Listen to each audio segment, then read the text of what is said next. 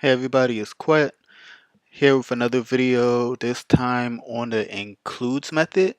So includes is a JavaScript method that can be used on arrays to see if there's a value inside of the array.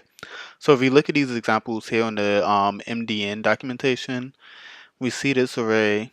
Array 1 has 1, 2, and 3, and a console log to see if there's a 2 inside of it, and it returns true. And you'll see the same thing with this pets variable, cat, dog, and bat. They look to see if it includes cat. It returns true. And here, it checks to see if pets has an at, which it does not, and it returns false. So essentially, the includes method is used on an array to see if it contains a certain value that would be put inside the parentheses, and it's going to return a boolean true or false, depending on if it's inside of the array or not. So I'm going to kind of do my own thing here. I have a feast file that I've set up inside of VS Code, and I'm gonna put a couple items in here. It's Thanksgiving tomorrow, so I thought it would be right to kind of do like a Thanksgiving theme type of activity. So I'm gonna create a variable called dinner. Put a couple things that you'll probably expect at your table, such as a turkey, a ham. I'm a real big fan of ham. Mac and cheese should definitely be there. Maybe some green beans.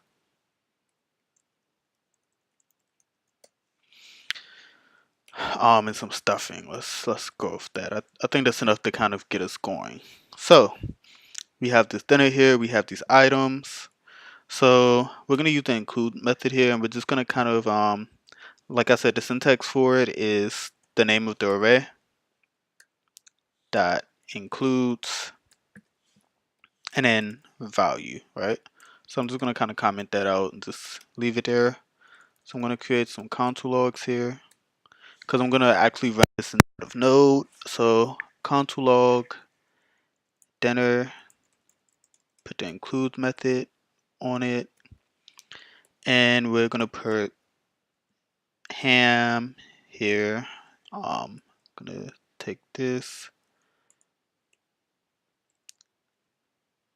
1, 4, 5, something like that. Ham, mac and cheese. Let's say yams. What else can I put here? Cranberry sauce, which I hate cranberry sauce, so that never has to be on my table. And stuffing. So here I have 5 different food items, and I'm going to see if the dinner variable that I've set up here includes these items on the menu. So I'm going to open up my terminal here, and if you're well, I'm not sure if you're familiar with Node or not. If you've worked on backend development, then I'm sure you in JavaScript, I'm sure you are. If you have not, there's a technology called Node. If you have it on your computer, you can actually run a JavaScript file and get console log the output onto your terminal. So I'm gonna use node feast.js, and we see that it's returned true and false a couple times. So if we look, we see it returns true for the ham and the mac and cheese because that is inside of our dinner variable. It returns false for yams and cranberry sauce because it is not there, and then it returns true for stuffing, which is also inside of the variable. So that's essentially how the include method works. But true or false may not be exactly what you want to get back. It's always going to evaluate true or false, but we can get it to give us maybe some more meaningful feedback. So how about we go here, we're going to comment all of this out, and we come back and we say, hey, let's do this, but let's create a function that kind of, gives us a little more feedback. So I'm going to create a variable called sides.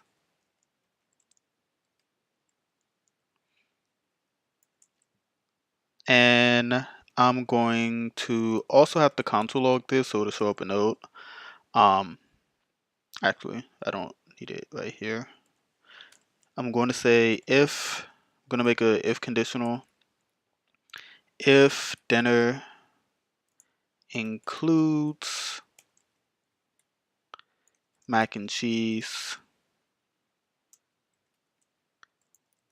here we're going to console log and return, well, just console log, I love mac and cheese. I'm going to make sure that I actually call the variable here, and let's run it. All right, so we have I love mac and cheese. So that might be something that's more beneficial, right? Maybe you're like, hey, are you gonna have this item at your Thanksgiving dinner? Like, let me look at the menu, right? Maybe you're going somewhere and you're like, hey, what's on the menu? Let me see the menu. Does this include mac and cheese? And then if it includes mac and cheese, then maybe I love mac and cheese isn't the best example. Maybe it should be yes, we will have mac and cheese. Maybe that's like a better outcome. And actually put that, there we go. So yes, we will have mac and cheese is the outcome here. And let's say the item they're looking for is not there. So else,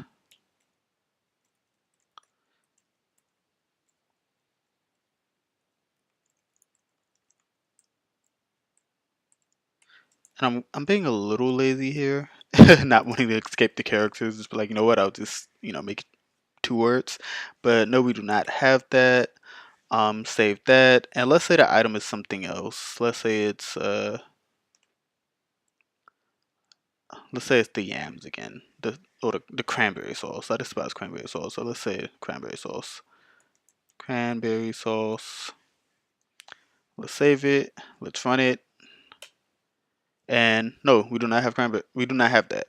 So that's kind of the way that you'll be able to look and check to see if an array has a specific item, and if it has it, the return data that's meaningful for you.